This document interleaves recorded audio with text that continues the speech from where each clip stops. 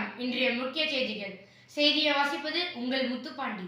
மே 12ஆம் தேதி CBSE result அறிவிப்பு. ப்ரோ எல்லாம் மே 12ஆம் தேதி ரிசல்ட்டுன்றாங்க. ஒரே பயமா இருக்குது ப்ரோ. என்ன ஆக போகுதுன்னே தெரியல. ஆமாம் ப்ரோ, எனக்கும் கொஞ்சம் பயமாக தான் இருக்குது. என்ன பண்ணுறதுன்னு தெரியல. நானே 350 இது பண்ணானே தெரியலடா. ஒரே பயமாக இருக்குது. அதனால நமக்கு சங்கு தான். இன்றைய செய்திகள்.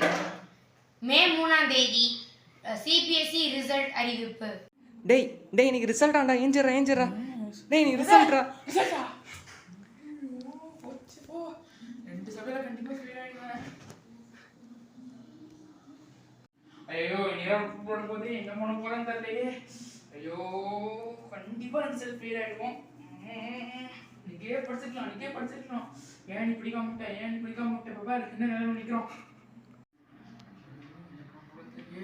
ரிசல்ட் வேற வருது. ஹலோ ஹேம்ராஜ், ரிசல்ட் வந்தாடா? நீ ரிசல்ட்டா? என்னடா பயமுத்துற? நான் செக் பண்ணி சொல்கிறேன், வெயிட் பண்ணு. டேய் நீ ரிசல்ட்டே இல்லைடா. என்னடா சொல்கிறேன் நீ? எவனோ வீணா போன சொன்னா கேட்பியா நீ? மே 12 ரிசல்ட்டு போயிட்டு ஆடா இப்போதான் ப்ரோ நிம்மதியா இருக்கு. மே 12 தானே ப்ரோ? கன்ஃபார்ம்ல? சந்தோஷம் சங்கீதம். Breaking news. மே 20ஆம் தேதி சிபிஎஸ்இ ரிசல்ட் அறிவிப்பு. இது மே 20th ரிசல்ட்டா? சூப்பர்.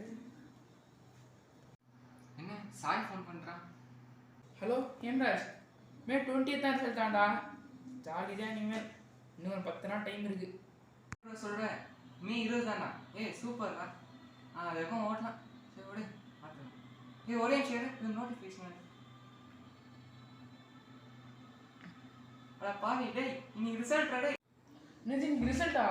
டேய் ஓயோ போச்சு போ. உண்மையை தான் சொல்றியாடா? சத்தம் இன்னைக்கு. நான் நிஜமாக தான்டா சொல்கிறேன்.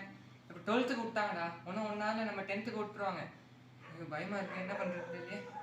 சரி நீ நான் அப்புறம் ஃபோன் பண்ணுறேன். எப்படி ரிசல்ட்னு பார்த்துட்டு. 1 hour ஆயிடுச்சு. இப்போ ரிசல்ட் வந்துருக்குமே. ஐயோ ஹேம்ராஜ் வேற ரிசல்ட் வருது. நானே